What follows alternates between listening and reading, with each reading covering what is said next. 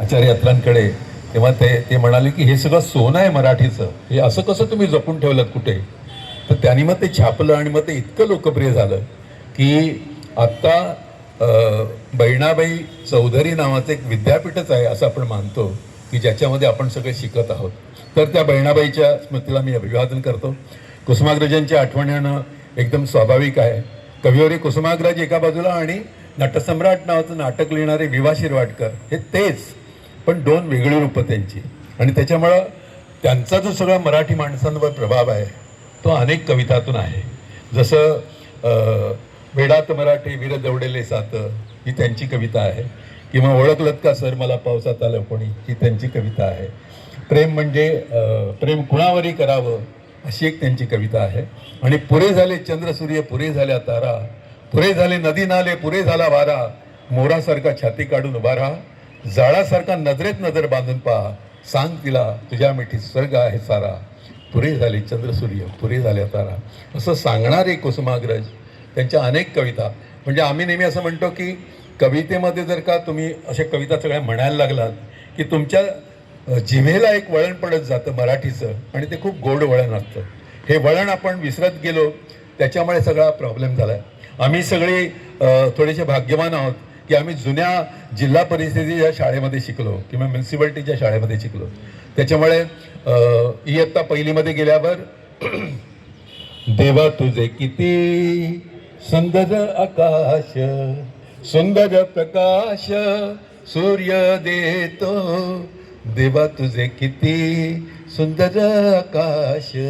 इयत्ता दुसरीमध्ये गेल्यावर उठा उठाची उताई, सारीकडे उजाडले डोळे तरी मिटलेले अजूनही अजूनही अजूनही.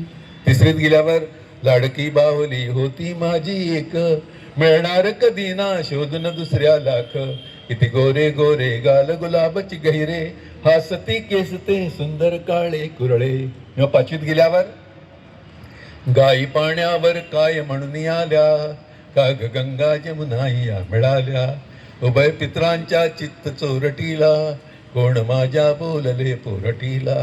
मग सहावीत गेल्यावर मुली खूप लाजायची एक कविता म्हणताना किंवा रडायला लागायची. अशी एक कविता होती, ती कुठली?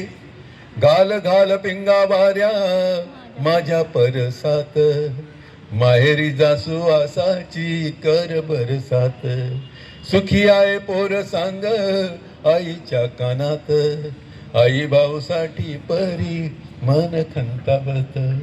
जशा ह्या कविता होत्या तशा आणखीन विनोदी कविता पण होत्या. म्हणजे मला एक आठवत आहे, कोणाला माहीत असेल, मला बऱ्याच जणांना माहीत असेल की बरं का ग मंदा काय झालं एकदा, ताई आपली खिशीत होती खसा खसा कांदा, कांदा राहिला हातात वेळी गेली बुटात, वेळीवरून उठली नाचत सुटली, धक्क्याने मोरंब्याची बरणीच फुटली, हाय हाय हाय काचेवरी पाय काच गेली पाय आता तर करायचं काय. अशी एक कविता आम्ही म्हणायचो. किंवा लहान माझी बाहुली मोठी तिची सावली, गारे डोळे फिरविते नकटे ना कोडविते, भात केला कच्चा झाला वरण केलं पातळ झालं, पोळ्या केल्या करपून गेला, हाडाचं पाणी काढायला गेले धपक्यात पडली आग, केळ्याचं शिक्षण करायला गेले दोनात पडले दात. असल्या पद्धतीच्या कविता पण खूप छान छान असायच्या.